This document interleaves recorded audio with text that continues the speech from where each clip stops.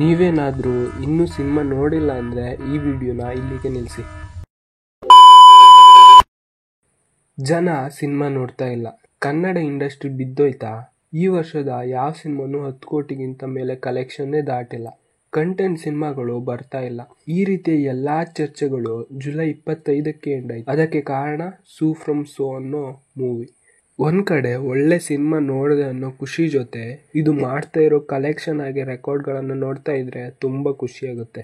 ಈ ವಿಡಿಯೋ ಮಾಡೋ ಹೊತ್ತಿಗೆ 40 ಕೋಟಿ ಕಲೆಕ್ಷನ್ ಆಗಿದೆ ಅಂತ ಕೇಳಿ ಬರ್ತಾ ಇದೆ. ಈ ಸಿನಿಮಾ 2 ಗಂಟೆ 17 ನಿಮಿಷ ಇದೆ. ಇಡೀ ಸಿನಿಮಾದಲ್ಲಿ ಒಂದು ಅರ್ಧ ಗಂಟೆ ನಗದೆ ಸುಮ್ಮನೆ ಕೂತಿದ್ದೆ. ಅದನ್ನ ಬಿಟ್ಟು ಇಡೀ cinema ನಗಿಸುತ್ತೆ.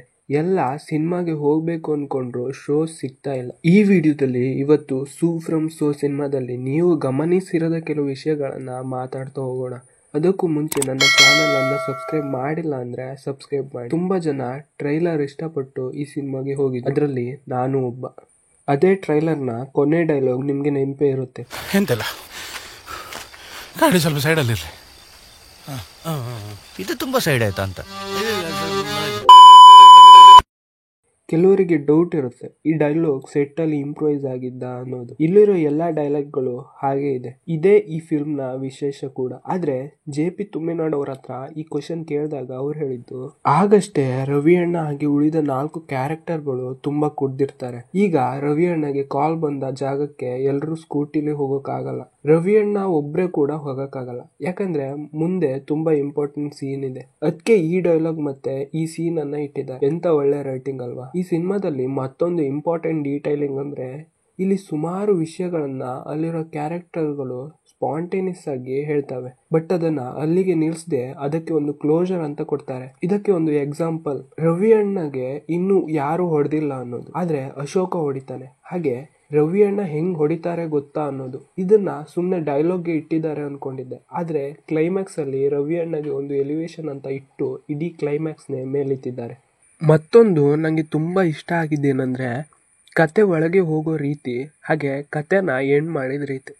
First scene character introduction, ಹಾಗೆ ಸೆಕೆಂಡ್ ಸೀನಿಂದ ಏನ್ ಮದ್ವೆ ಅಂತ ಸ್ಟಾರ್ಟ್ ಆಗುತ್ತೋ ಅಲ್ಲಿಂದ ಕತೆ ಸ್ಟಾರ್ಟ್ ಆಗುತ್ತೆ. ಮತ್ತೆ ಸಿನಿಮಾ ನೋಡುವಾಗ ನಂಗೊಂದು ಕ್ಯೂರಿಯಾಸಿಟಿ ಇತ್ತು, ಈ ಕತೆ ಹೆಂಗ್ ಎಂಡ್ ಆಗುತ್ತೆ ಅನ್ನೋದು. ಅದಂತೂ ತುಂಬಾ ಸ್ಯಾಟಿಸ್ಫೈಯಿಂಗ್ ಆಗಿತ್ತು. ಎಮೋಷನ್ಗೆ ಕ್ಲೋಸರ್ ಕೊಟ್ಟು ಎಲಿವೇಶನ್ ಇಟ್ಟು ಫಿಲ್ಮ್ನ ಹ್ಯಾಪಿ ಎಂಡಿಂಗ್ ಅನ್ನೋ ತರ ಮುಗಿಸಿದ್ರು. ನೀವೇ ಗಮನಿಸಿದ್ರೆ ಇಲ್ಲಿ ಹೀರೋಯಿನ್ ಕ್ಯಾರೆಕ್ಟರ್ಗೆ ಅಂದ್ರೆ ಅಶೋಕನ ಕ್ರಶ್ಗೆ ಡೈಲಾಗೇ ಇಲ್ಲ. ಆದ್ರೆ ಆ ಕ್ಯಾರೆಕ್ಟರ್ ಇಲ್ಲದೆ ಈ ಕತೆನೇ ಇಲ್ಲ. ಒಂಥರ ಚೆನ್ನಾಗಿದೆ ಅಲ್ವಾ? ಮತ್ತೆ ಈ ಮೂವಿನಲ್ಲಿ ಪ್ರತಿಯೊಂದು ಇಂಪಾರ್ಟೆಂಟ್ ಸೀನ್ ಕೂಡ ಕಾಮಿಡಿ ಜೊತೆ ಬ್ಲೆಂಡ್ ಆಗಿ, ಆ ನಾಯಿ ಬೊಗಳೋದು, ಹಾಗೆ ಆ ಸುಲೋಚನಾ ಮತ್ತೆ ಸೋಮೇಶ್ವರನ ಕನೆಕ್ಟ್ ಮಾಡೋದು, ಇದೆಲ್ಲ ಸಖತ್ ಇಂಪ್ರೆಸಿವ್ ಆಗಿತ್ತು.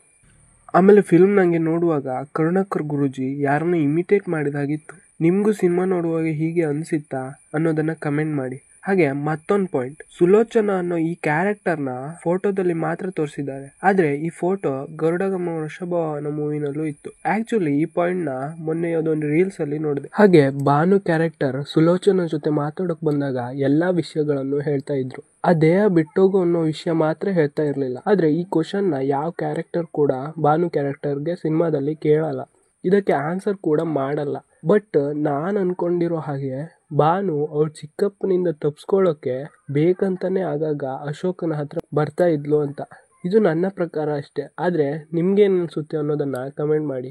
ಹಾಗೆ ಈ ಮೂವಿ ನಿಮ್ಗೆ ಹೇಗನ್ಸ್ತು, ಮತ್ತೆ ಈ ಮೂವಿ 100 ಕೋಟಿ ಮಾಡುತ್ತಾ ಅನ್ನೋದನ್ನ ಕಮೆಂಟ್ ಮಾಡಿ. ಈಗಾಗಲೇ ಬೇರೆ ಭಾಷೆಗೆ ಡಬ್ ಆಗಿ ಅಲ್ಲೂ ಪ್ರದರ್ಶನ ಕಾಣ್ತಾ ಇದೆ. ಇದ್ರ ಬಗ್ಗೆ ನಿಮ್ಗೆ ಏನ್ ಅನ್ಸುತ್ತೆ ಅದನ್ನು ಕೂಡ ಕಮೆಂಟ್ ಮಾಡಿ. ಇವತ್ತಿಗೆ ಇಷ್ಟೇ. ನೀವೇನಾದ್ರೂ ಈ ಚಾನಲ್ಗೆ ಸಬ್ಸ್ಕ್ರೈಬ್ ಮಾಡಿಲ್ಲ ಅಂದ್ರೆ ಸಬ್ಸ್ಕ್ರೈಬ್ ಮಾಡಿ.